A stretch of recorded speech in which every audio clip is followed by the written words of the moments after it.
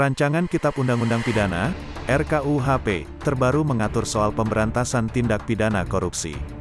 Namun, hukuman pidananya mengalami penurunan. Dalam naskah terbaru, tindak pidana korupsi diatur pada pasal 603. Pada pasal tersebut dijelaskan koruptor paling sedikit dipenjara selama 2 tahun dan maksimal 20 tahun.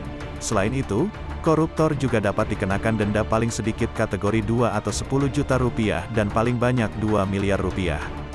Berikut bunyi pasal tersebut. Setiap orang yang secara melawan hukum melakukan perbuatan memperkaya diri sendiri, orang lain, atau korporasi yang merugikan keuangan negara atau perekonomian negara, dipidana dengan pidana penjara seumur hidup atau pidana penjara paling singkat 2 tahun dan paling lama 20 tahun dan pidana denda paling sedikit kategori 2 dan paling banyak kategori V.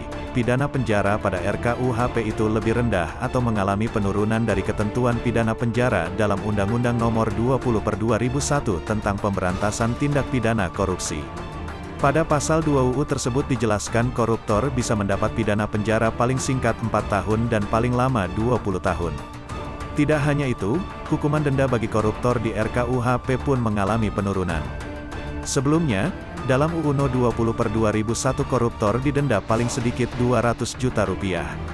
Berikut bunyi pasal 2. Setiap orang yang secara melawan hukum melakukan perbuatan memperkaya diri sendiri atau orang lain atau suatu korporasi yang dapat merugikan keuangan negara atau perekonomian negara, dipidana dengan pidana penjara seumur hidup atau pidana penjara paling singkat 4 tahun dan paling lama 20 tahun dan denda paling sedikit 200 juta rupiah dan paling banyak 1 miliar rupiah.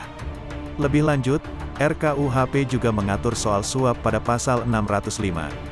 Ketentuan pidana penjara sama dengan UU 20/2001, tetapi denda bagi pemberi suap mengalami kenaikan.